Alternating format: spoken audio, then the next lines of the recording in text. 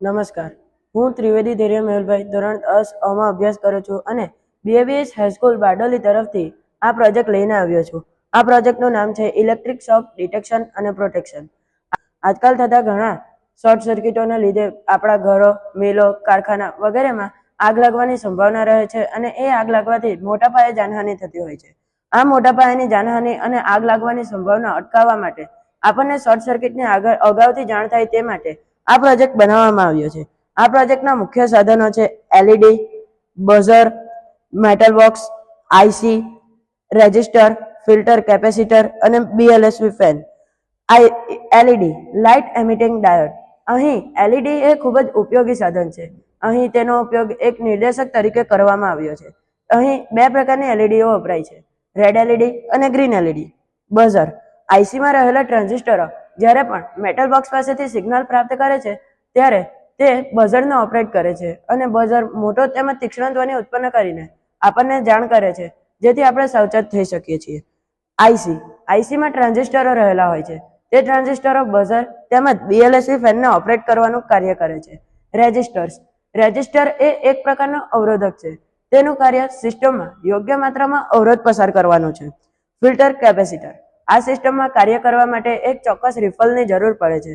આ રિફલનું filter capacitor દ્વારા filtration થાય છે. BLSV ફેન એ આપણા ઘરો, મિલો, કારખાના વગેરેમાં રહેલા એક ઇલેક્ટ્રોનિક સાધનના એન્જિન તરીકે કાર્ય કરે છે. મેટલ બોક્સ એ આપણા ઘરો, મિલો, કારખાના વગેરેમાં રહેલા એક ઇલેક્ટ્રોનિક સાધન તરીકે કાર્ય કરે છે અને તે સાધન પર ધાતુનું આવરણ ચડાવેલું હોય છે.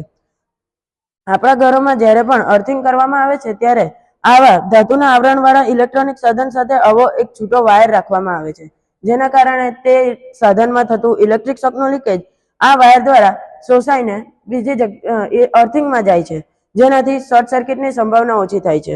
હવે જ્યારે પણ આ ધાતુના આવરણ દ્વારા ઇલેક્ટ્રોનિક સાધનમાં આ ઇલેક્ટ્રિક શોકનું લીકેજ થાય છે ત્યારે આ વાયર દ્વારા તેના ઇલેક્ટ્રિક શોકનું અર્થિંગમાં જાય છે અને બઝર વાગે છે, રેડ LED ચાલુ થઈ જાય છે અને એન્જિન બંધ થઈ જાય છે.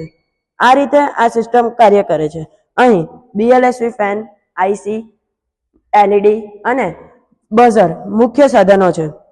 જ્યારે પણ કોઈ પણ ધાતુના આવરણવાળા ઇલેક્ટ્રોનિક સાધનમાં ઇલેક્ટ્રિક શોકનું લીકેજ થાય છે ત્યારે આ મુખ્ય સાધનો કાર્યરત થાય છે અને આ મુખ્ય સાધનોમાં IC માં જે ટ્રાન્ઝિસ્ટરો રહેલા હોય છે તે ટ્રાન્ઝિસ્ટરો આ મેટલ બોક્સ પાસેથી સિગ્નલ પ્રાપ્ત કરે છે અને બઝરને ઓપરેટ કરે છે, જેથી બઝર મોટો અને તીક્ષ્ણ ધ્વનિ ઉત્પન્ન કરે છે અને BLSV ફેનને ઓપરેટ કરે છે. BLSV ફેન બંધ થઈ જાય છે અને પાવર સપ્લાય અટકી જાય છે. આ રીતે આપણે શોર્ટ સર્કિટથી થતા નુકસાનોથી બચી શકીએ છીએ અને મોટા પાયે જાનહાનિ થતી અટકી શકે છે. અસ્તુ, થેન્ક યુ.